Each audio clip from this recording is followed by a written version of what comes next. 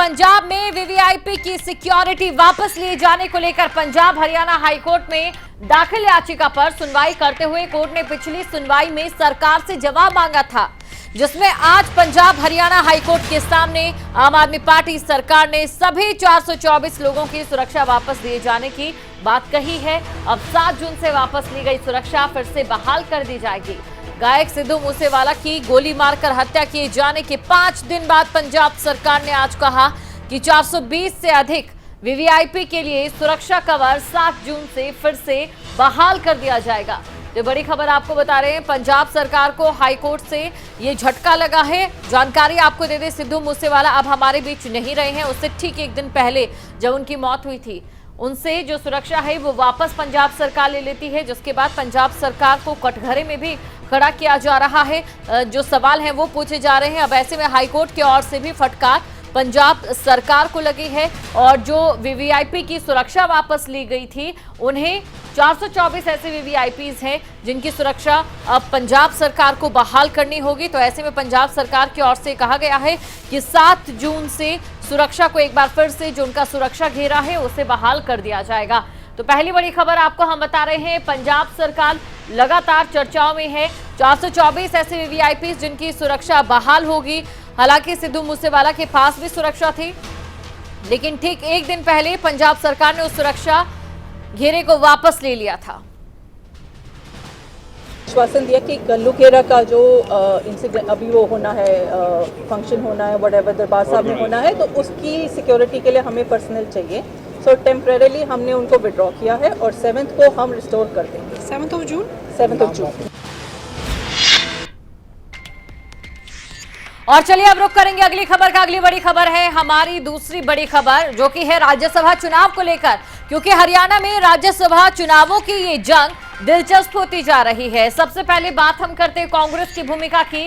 रायपुर से माकन पर क्या एक राय बनेगी, ये बड़ा सवाल यहाँ पर है, क्योंकि वजह यह है कि कांग्रेस के तमाम जो विधायक हैं उन्हें रायपुर भेज दिया गया है। जी हाँ, कांग्रेस को ये डर सता रहा है कहीं वो अपना वोट न गंवा दे बीजेपी की रणनीति के चलते। तो ऐसे में कांग्रेस ने एक बार फिर से वही दांव खेला है जो कि कांग्रेस पिछले कई राज्यों में खेल चुकी है, और अपने जो विधायक हैं उन्हें किसी दूसरे राज्य में भेजा जाता है छुट्टियां मनाने के लिए। बड़ी खबर आपको हम बता रहे, रिजॉर्ट के बाहर चारों तरफ पुलिस बल तैनात कर दिया गया है। रायपुर के जिस रिजॉर्ट में ये तमाम विधायक रहेंगे। बड़ी खबर आपको हम बता रहे हैं, दिल्ली से पहले दिल्ली उन विधायकों को बुलाया गया और उसके बाद उन्हें रवाना किया गया रायपुर के लिए। रायपुर में एक रिजॉर्ट में तमाम विधायक रुकेंगे, अपनी छुट्टियां मनाएंगे, और इसी बीच कांग्रेस की ओर से ये कोशिश की जाएगी कि किसी भी तरीके से बीजेपी जो एक यहाँ पर रणनीति कांग्रेस की ओर से बनाई जा रही है, बीजेपी उसे भेज ना सके। इसको लेकर कांग्रेस फिलहाल मंथन कांग्रेस की ओर से किया गया है। बैठकों का दौर कांग्रेस में चला है और आगे भी ये जारी रहेगा। लेकिन माकन पर एक राय बनना ये बहुत बड़ी बात है, क्योंकि कांग्रेस के हाथ में पाला, कांग्रेस की तरफ ये पाला तभी जाएगा जब माकन पर एक राय बनेगी।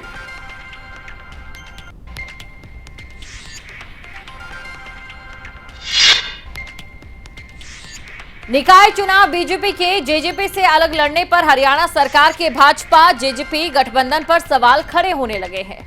खुद जेजेपी के राष्ट्रीय अध्यक्ष अजय चौटाला ने इसे लेकर स्पष्ट संकेत नहीं दे पाए हैं। क्या कुछ उनकी ओर से कहा गया या फिर क्या कुछ इस समय हो रहा है बीजेपी और जेजेपी गठबंधन को लेकर, दिखाते हैं आपको इस रिपोर्ट में।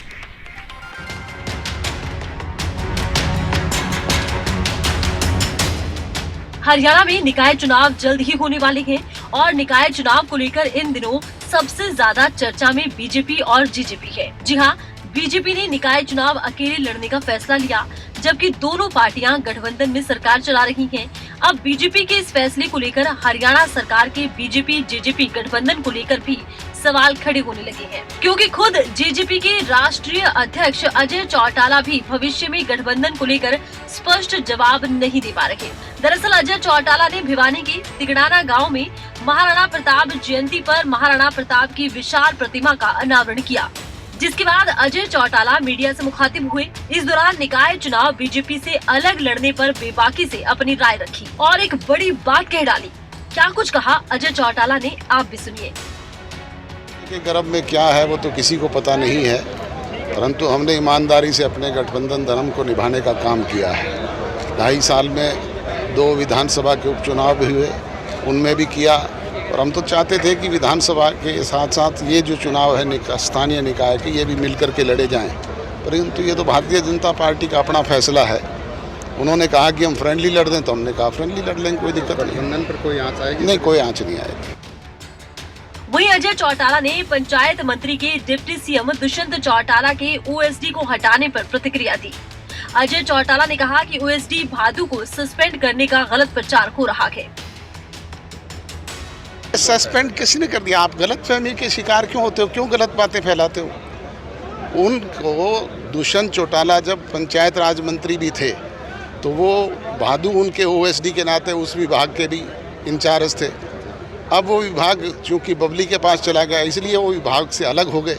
बाकी 10 के 10 महकमों में वो दुष्यंत के साथ हैं। किसने कर दिया सस्पेंड?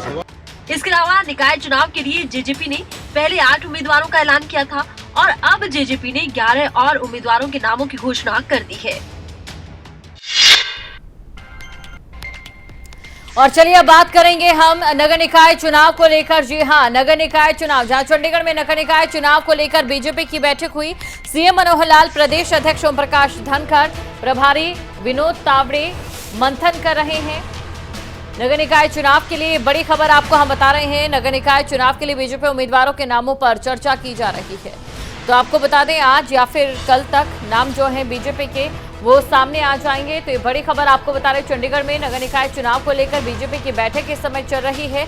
हरियाणा निवास पर ये बैठक हो रही है, जहां पर तमाम बीजेपी के जो बड़े नेता हैं हरियाणा के, वो यहां पर मौजूद है। नगर निकाय चुनाव के लिए बीजेपी उम्मीदवारों के नाम पर मंथन किया जा रहा है। ये बड़ी खबर आपको बता रहे हैं।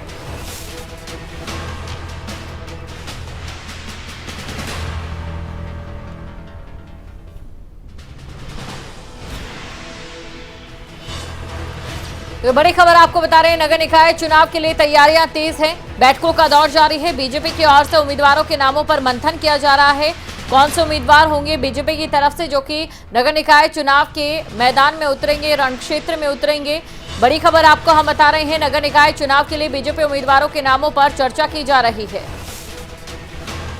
और खबर पर अधिक जानकारी के साथ संवाददाता अनिल मोर हमारे साथ जुड़ चुके हैं। अनिल, अभी इस समय बैठक चल रही है, जो सूची है उम्मीदवारों की वो कब तक सामने आ सकती है? देखिए, नगर निकाय चुनाव को लेकर आज दिन भर से बैठकों का दौर चल रहा है। बैठक अलग अलग दौर की हो रही है। एक दौर मुख्यमंत्री मनोहर लाल के साथ हो चुका। उस बैठक में जो हरियाणा बीजेपी अध्यक्ष ओम प्रकाश धनखड़ वो मौजूद रहे, संगठन मंत्री वो मौजूद रहे, प्रभारी मौजूद रहे। उस बैठक के बाद फिर मुख्यमंत्री दूसरी बैठकों में चले गए, फिर संगठन मंत्री और प्रदेश अध्यक्ष बैठे। अब से थोड़ी देर पहले जो बैठक हुई है, उस बैठक में प्रदेश अध्यक्ष ओम प्रकाश धनखड़, प्रभारी विनोद तावड़े रहे। लेकिन खास तौर से एक बात इस बैठक में अलग रही कि इस बैठक में जो दिग्विजय चौटाला है और निशान सिंह जो जेजेपी के प्रदेश अध्यक्ष है, ये भी इस बैठक में, यानी जेजेपी और बीजेपी के संयुक्त बैठक हुई। फिलहाल की अगर बात करें, फिलहाल जो हरियाणा बीजेपी अध्यक्ष ओम प्रकाश धनखड़ और प्रभारी तावड़े और संगठन मंत्री ये लोग बैठक कर रहे हैं। यानी कई दौर की आज बैठकों का दौर चल रहा है और रणनीति बनाई जा रही है। और कहीं ना कहीं सबसे बड़ी अब दुविधा बीजेपी के सामने ये आ चुकी है कि कांग्रेस तो चुनाव लड़ नहीं रही है। कांग्रेस मना कर चुके हैं चुनाव लड़ने से कि हम सिंबल पर चुनाव नहीं लड़ेंगे। आम आदमी पार्टी ने भले ही अपने उम्मीदवारों की घोषणा कर रखी हो, कर रही हो लगातार, लेकिन आम आदमी पार्टी का हरियाणा में कुछ है नहीं। तो बीजेपी ये मानकर चल रही है कि आम आदमी पार्टी जब हरियाणा में कुछ है ही नहीं कैडर, तो हम उनसे क्या मुकाबला करेंगे। कांग्रेस से मुकाबला था, कांग्रेस मैदान में नहीं। अब किस तरीके से रणनीति बनाई जाएगी, किस तरीके से उम्मीदवारों की घोषणा की जाएगी, वो काफी महत्वपूर्ण रहने वाला है। बिल्कुल अनिल मोर, शुक्रिया तमाम जानकारी को दर्शकों तक पहुंचाने के लिए। तो ये बड़ी खबर आपको हम बता रहे हैं, जैसा कि हमारे संवाददाता अनिल मोर ने भी जानकारी दी कि कई दौर की बैठकें इस समय चल रही है।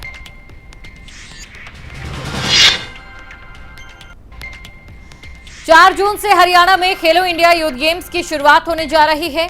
इसे लेकर मुख्यमंत्री मनोहर लाल ने प्रेस कॉन्फ्रेंस की और इससे जुड़ी जानकारी साझा की। खेलो इंडिया यूथ गेम्स 4 जून से शुरू होकर 13 जून तक चलेगी, जिसमें सीएम मनोहर लाल ने प्रेस कॉन्फ्रेंस कर कार्यक्रम की पूरी जानकारी साझा की। इस टूर्नामेंट का उद्घाटन समारोह 4 जून की शाम, यानी कि कल शाम 7 बजे से ताऊ देवीलाल स्टेडियम सेक्टर 3 पंचकुला में होगा, जिसका उद्घाटन केंद्रीय गृह मंत्री अमित शाह करेंगे। इस कार्यक्रम में 200 से अधिक विद्यार्थी रंगारंग कार्यक्रम भी पेश करेंगे।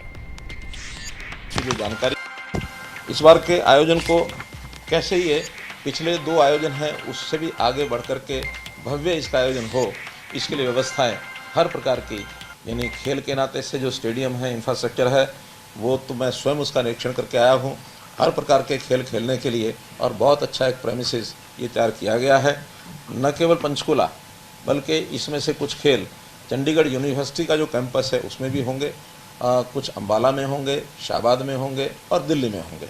अलग अलग खेल जो इस प्रकार से होंगे उनकी जो जानकारी है वो मैं बता देता हूँ आपको। इसके अंदर तीरंदाजी और फुटबॉल ये पंजाब विश्वविद्यालय चंडीगढ़ के परिसर में होगा। तैराकी और जिम्नास्टिक ये अंबाला में होगा। हॉकी शाहबाद में होगा। साइकिलिंग और शूटिंग ये दिल्ली में होंगे। और जो मैंने बताया 25 खेल जो इसमें आयोजित किए जाएंगे उसमें 5 खेल जो हर बार ये मौका दिया जाता है स्टेट को कि 5 कोई परंपरागत खेल जिस जो स्टेट गेस्ट स्टेट है, होस्ट स्टेट है, वो अपने नाते से 5 खेल उसमें जोड़ सकते हैं। 20 पहले से तय होते हैं। 5 जो हमने जोड़े हैं उसमें गतका है, थांगता है, कलारी पट्टू है, योगासन है, मलखम्ब है। सारे देश भर के अलग अलग प्रांतों के नाते से ये खेल जो परंपरागत खेल हैं इसको जोड़ा गया है। ये जो खेलो इंडिया का कार्यक्रम है ये जैसा बताया 10 दिन तक चलेगा। 25 इसमें गेम्स होंगे और इसकी जो शुरुआत है 4 तारीख को, इसमें हमारे केंद्रीय गृह मंत्री श्री अमित शाह जी वो पधार रहे हैं। उनका कार्यक्रम फाइनल हो गया है। सायंकाल 7 बजे के लिए हमने जनता को बुलाया है। ठीक 7:30 बजे कार्यक्रम जो है ये शुरू होगा और उस 7:30 बजे के कार्यक्रम की शुरुआत में लगभग 8,500 तो जो खिलाड़ी हैं या उनके जो प्रबंधक जितने भी हैं, साथ में अधिकारी हैं, कोच हैं और जो सहयोगी हैं, वो सब 8,500 की संख्या उनकी रहेगी। आसपास के जिलों के भी जो खेल प्रेमी लोग हैं उनको भी हम बुलाएंगे और इसके लिए आपको भी निमंत्रण रहेगा और उसमें पास जो है मीडिया के वो आप लोगों को मिल जाएंगे। अलग से उसकी व्यवस्था वहाँ बनाएंगे आपके बैठने की और उसमें उसकी सारी जानकारी लेने के लिए। तो 4 जून शाम 7 बजे से खेलो इंडिया कार्यक्रम का आगाज हो जाएगा और काफी भव्य आगाज रहने वाला है, क्योंकि इसको लेकर अगर बात की जाए हरियाणा सरकार की ओर से तो काफी समय पूर्व से तैयारियां की जा रही है। चलिए अब हम रुक करेंगे अगली खबर का।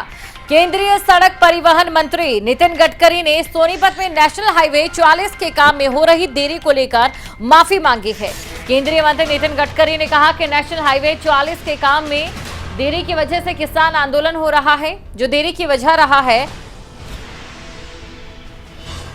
किसान आंदोलन रहा है। अगर किसान आंदोलन नहीं होता तो अब तक ये सड़क मार्ग पूरा कर लिया जाता। बता दें कि सड़क परिवहन मंत्री नितिन गडकरी को उनके काम के लिए जाना जाता है। देश में सड़कों का जाल बिछ रहा है और तेजी से सड़क निर्माण का क्रेडिट मंत्री नितिन गडकरी को दिया जाता रहा है। सोनीपत में हाईवे के काम में देरी के लिए माफी मांगना काफी बड़ी बात है। केंद्रीय परिवहन मंत्री नितिन गडकरी सोनीपत में एक कार्यक्रम में पहुंचे थे और इस दौरान आम जनता से वो माफी मांगते नजर आए। मैं आपके रिलेटिव घर में सोनीपत और पानीपत में मैं कभी यहाँ आता नहीं हूँ। अभी आज पहली बार मैं ये रोड देखा, मुझे भी काफ़ी तकलीफ हुई। आपको कितनी होती है तो मैं महसूस कर रहा हूँ।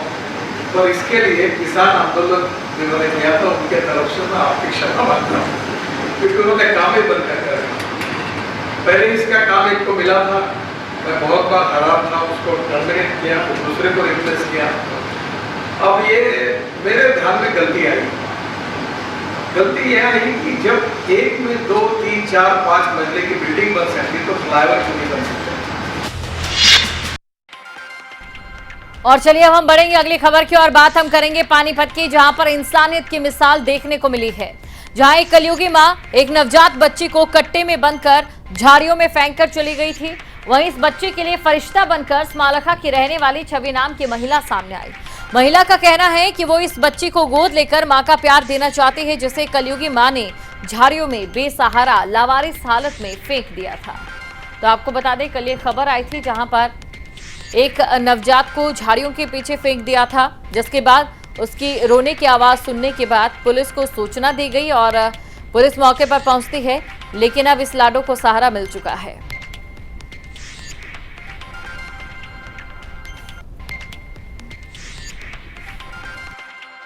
बच्ची को अबॉर्ट करने के लिए आए हैं जी।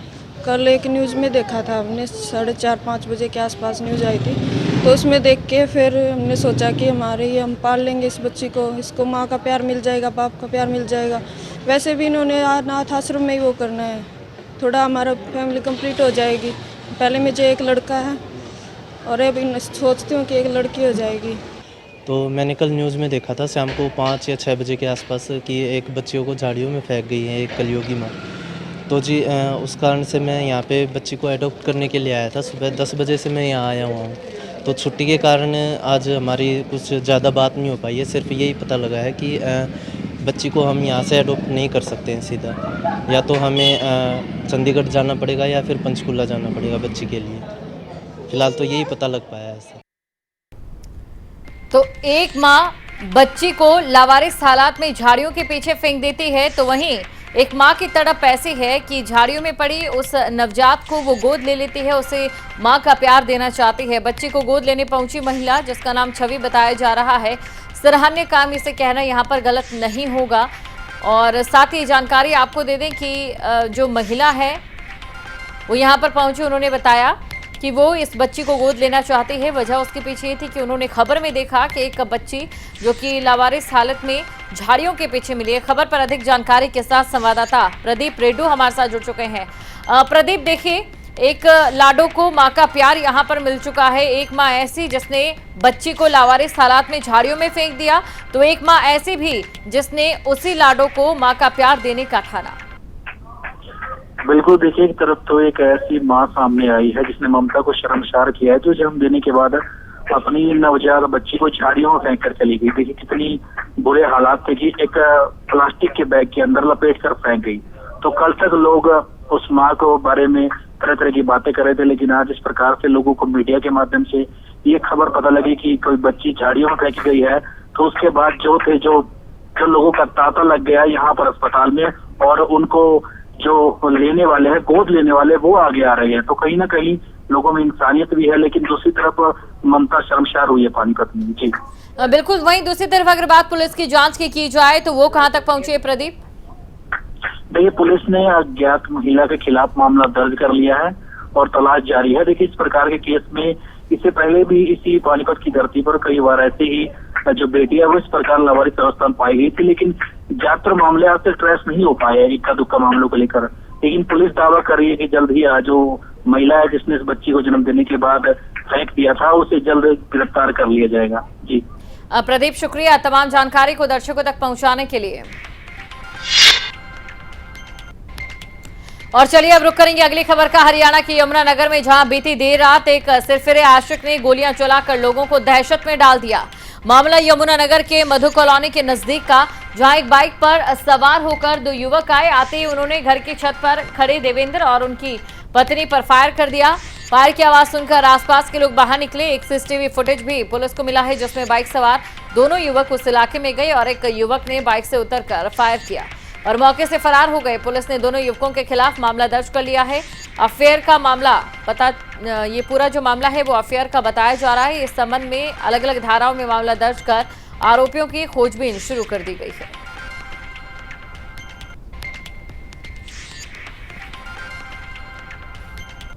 लड़का है देवेंद्र उर्फ मन्नी, ये इसके पास एक अननोन नंबर से फोन आया था। इसके फोन में वो नंबर फीड नहीं था। उन्होंने पहले तो बातचीत करके इसको धमकाया कि भाई तू अच्छा नहीं कर रहा है, लेकिन लेटर ऑन उन्होंने उनके नाम भी डिस्क्लोज हो गए। उनमें फ़ोन करने वालों में एक लड़का ऋषभ त्यागी है और एक लड़का गगन बुल्लर है, आइडेंटिफाइड है, घर से भागे हुए हैं। हमने देवेंद्र उर्फ मन्नी के फादर की स्टेटमेंट पे, जिनका नाम है अरविंदर सिंह उर्फ हन्नी, सन ऑफ खेम सिंह, इनके दरखास्त पे हमने मुकदमा दर्ज कर लिया है। FIR नंबर 459 अंडर सेक्शन 307, 506 और आर्म्स एक्ट इसमें लगा हुआ है, क्योंकि फायर किया था इनकी तरफ जब ये छत पे खड़े थे, तो इन्होंने एकदम मंडेर के पास नीचे बैठ के अपने आप को बचाया। और अगर ये नहीं यमुनानगर में 4 बड़ी वारदातों का अंजाम देने वाला मुख्य आरोपी पुलिस के हत्थे चढ़ गया है। पहली वार्ड लक्ष्मी थिएटर के पास सुनार को गोली मारकर सोना चांदी लूटने के मामले में पुलिस ने आरोपी को गिरफ्तार किया। दूसरी वारदात कमानी चौक पर बैंक में कैश जमा कराने गए व्यापारी के ड्राइवर की हत्या कर 50 लाख लूटने के मामले। और तीसरी वारदात रादौर में पुलिस कर्मचारी पर गोली चलाने और जगाधरी एरिया में एक व्यक्ति पर गोली चलाकर 2,80,000 लूटने के मामले में मुख्य आरोपी की गिरफ्तारी की गई है।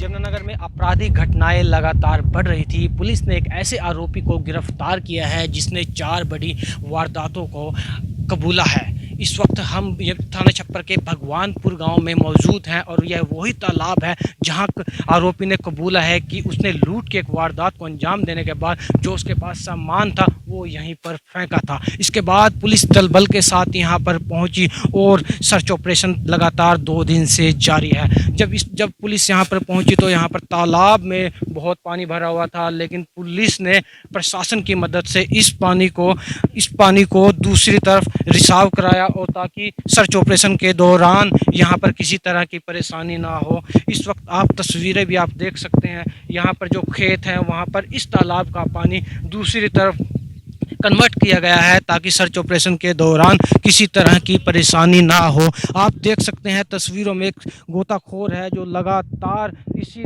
जो लूट की वारदात को अंजाम दिया गया था, क्या अंजाम दिया गया था, क्या आरोपी ने जो कबूलनामा किया है, जो सामान यहाँ पर फेंका है वो अभी तक तो पुलिस के हाथ नहीं लगा है। उसी के लिए लगातार सर्च ऑपरेशन जारी है। इस वक्त आप तस्वीरें देख सकते हैं और आसपास की तस्वीरें भी आप देख सकते हैं कि गांव के लोग यहाँ पर मौजूद हैं, पुलिस के जवान भी यहाँ पर खड़े हैं और उनकी सिर्फ यही कोशिश है कि आरोपी ने जो बैग यहाँ पर फेंका है, जो अभी लूट की वारदात को जो अंजाम दिया है, जो सामान यहाँ पर फेंका है वो कब तक मिल पाता है। परवेज खान, जगाधरी। बड़ी खबर में फिलहाल के लिए इतना ही। मुझे दें इजाजत और आप बने रहें खबरें अभी तक के साथ। जय हिंद।